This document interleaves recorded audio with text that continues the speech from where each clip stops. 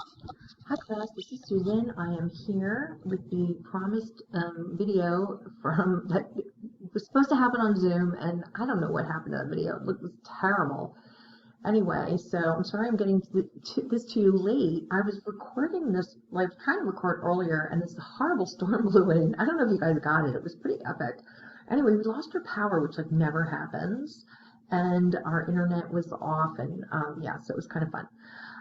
So here I am at 9 o'clock at night, but whatever works. So here we are, and I want to just real quick, Ivana let me use her Lululemon just to show you how you would take your overall summary and adapt it to a blog post. So the first thing I do is I would just get rid of, you can't take any images up with you to WordPress. It doesn't work, so you can just delete them. I mean, you can leave them in, they're not going to work, but and then the first thing you want to do is just clear your formatting. You can do this on Google Docs as well. Google Docs formatting actually translates a lot better to WordPress, but if you're using Word, I really recommend you doing that. The other thing that we want to do is we want to have our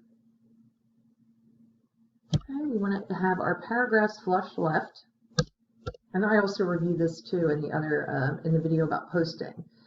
And so a couple key things about, you don't want to take up any formatting, like I said. Images, you have to load them into a library with WordPress, so it's just easier not to have them. Okay, so you're not posting any of your audit tables or anything. The content that you're putting up here, you're going to have 3 blog posts. This is the first one. It's based on your audit and your summary. So what you have to do, you don't have to use your whole entire summary. You might actually have to add a little bit more here and there, but you probably should be, if you didn't write like an academic paper, which I didn't want you to, it should be pretty close to what you need. You really just have to tailor the intro, and then you need a conclusion. But you really should feel free to use what works as you're going along. And so let's just see lengthwise. It's okay, and you can have a longer, this to me looks like a really good length actually for a blog. You could maybe be a little bit longer or a little bit shorter. One key thing that you really want to think about is subheads and how you're chunking it out, but we'll get to that in a minute. Let me show you a couple of samples of some blog posts, and that way I think this will give you just more of an idea for how to contextualize what you're seeing in your audit. You don't have to say everything, right? But you want to give a big picture. So your audience is other students, like graduate level students who might be planning on going out and working in social media, maybe people who are just starting working out in social media. You could also come from the point of view like maybe a smaller brand or somebody like you're a social media expert. Those of you who work in social media, you should certainly, you can certainly bring that into it, as a social media manager, blah, blah, blah. That's perfectly fine to do that. You can also just completely admit that you're a graduate student and you're writing this for your audit. But again, let me get to that in a minute. Let me show you just a couple of blog posts to give you, just to sort of get the wheels turning. So here are some sample posts. Some of you probably looked at these. And again, here's the thing with these sites. This is not like a branded blog. This is, you want it to be professional, but it's totally fine to keep it simple. This is not like what we do in digital publishing. You're just going to have your homepage with your blog feed and your about me or bio. See, this is probably, yeah, I mean, I think I even went through this. This is perfectly, I think it's fine. I will review those. But let's just look at some of her posts. A glimpse inside two-phase social media successes and blunders. So it's just she's saying, coming in and saying this is going to be a big picture. She's going to have so she has, this one is her listicle. Are you making these 3 mistakes on Twitter? So again, so she's got in her overall summary, she's got, she's talking about, 3 channels. And then in this one, she's really drilling down and she's looking at just Twitter. And I'm not sure she did a comparison with any, and also too, and so once you have one post, you can say, in my last post, I shared 2 robust social media strategies and shortcomings. They shine on Instagram but seem to be drunk with confidence because it's clear that their performance on Twitter needs a total makeover. So she's being playful. It's a makeup brand. This is not academic formal writing, your I, you want to directly address your reader, you don't want to say we're going to look at. It's like I'm going to look at, and I'm going to show you. And then she has here the 3 mistakes. 1, posting infrequently. She's getting playful. And then she's got the screenshots. 2, excessive product promotions. She actually made those. Oh, she didn't make that parallel. Oh, I'm going to have to go back and take off 5 points. I probably did. I'm not engaging with followers. That's not terrible, but it could be better. So posting infrequently, and she could have using excessive product promotions, and then not engaging with followers. So it's pretty parallel. And then she's got stuff here at the end. Overall, add some extra zing to your feed. And I like that. I like breaking out of the list and coming in. You always need a conclusion. You can never stop after a list. Never, never, never. You always need a conclusion. And that conclusion is always going to invite engagement. Look at another.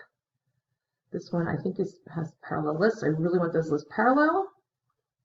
So this one is why Burger King is not the king of Instagram.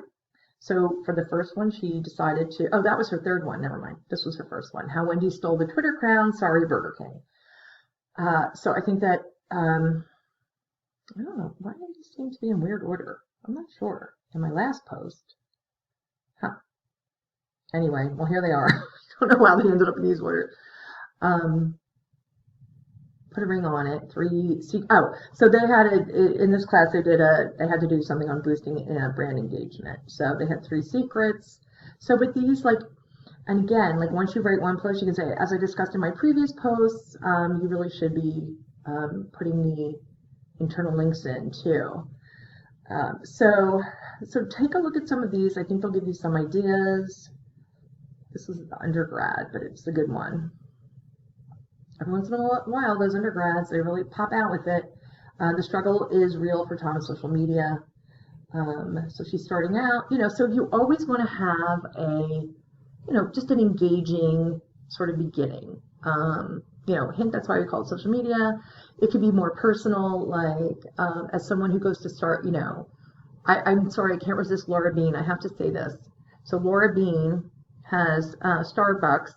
And of course, all I want to do is say, Coffee Bean, Laura Bean. And so she could totally do that. She could say, I didn't decide to audit Starbucks for my social media course, my graduate social, my master's in communication graduate course, because my last name is Bean. You could do that. Okay. You might be like, no, I'm not going to do that. You could. It's fine. This is really different. You want to be a little, more casual. And then, or some of her images went kapoof. How do you think companies can improve their social media reach? Leave me in comments below. It's a little bit abrupt, but it works. So you really want to make sure you have that conclusion that's going to invite engagement. It's super important. It's social media.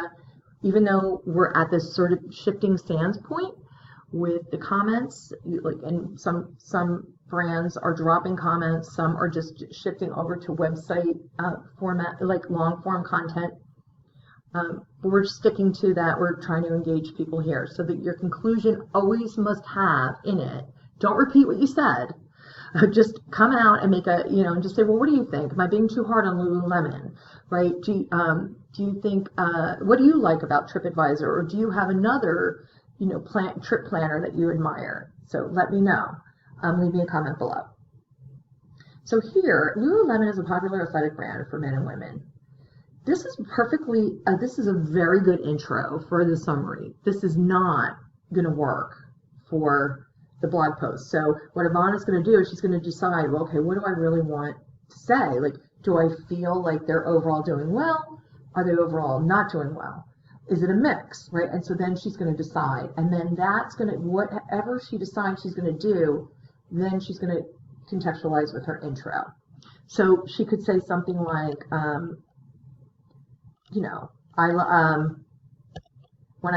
and again, for this purpose, you would never do this in the digital publishing course for the branded blog, but for here it's fine. You can just say, I love my Lulu leggings. So when I found out I had to choose a brand to audit, I jumped at the chance to audit one of my favorite brands on social media. I've been following Lulu for 5 years, blah, blah, blah.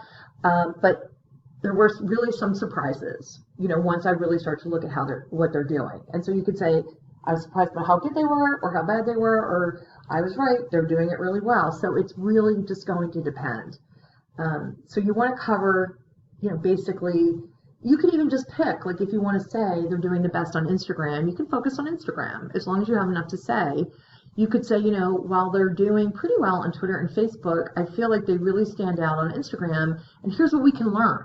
Because this is the whole idea, you want to make this that somebody can learn something, that even if it's about Lulu, it could apply to even like the Red Cross, like just a best practice for, giving people a benefit and, helping them learn something about social media. So then she's going to come in here and she could just say, in case you're like living under a rock, Lulu is, I don't think I would do quite like, it's a popular athletic, Lululemon is a go-to, for women my age. Like you want to make this a little more informal, right? And then you want to come down here. And then like here, like you want to just soften this up. So this is perfect for the summary. Additionally, Lululemon's team failed to create two-way communication. So the way that Ivana's going to want to just sort of change this, make it a little bit more informal and adapt it for the blog post would be, I was pretty shocked to see that Lululemon's team can't seem to be bothered to interact with us little people. So again, you can sort of be a little bit more playful. You can really establish your tone. You could be like a little critical. You could be a little critical and forgiving. You could be fun. It's all about expression. I hear a lot of college students say, oh, I never get to express myself, really, or my voice, and here's your chance. So you are going to need a title, and I recommend you use the title for the title guide from Clark. You don't have to, you can put a holding one in for now. You can certainly send me a title. You have to have a good one, and if I'll look at your title that you have for the first blog post and make a suggestion. You will be submitting at least 2 titles for each 2 and 3. They're an important part of your grade. You've got to use the strategies from the Clark guide. Guys, trust me when I tell you, you have to be trained in writing headlines for press releases, news articles, feature articles. It's clever and like is not good. You need to communicate a benefit. That's why listicles really work. 3 reasons why Lululemon is still my favorite brand, even though they are not doing great on social media. You can even say even though they suck on social media. It depends on how you want to put it out there. Okay, so I'm excited to see what you guys come up with. I hope this helps, and we'll talk later.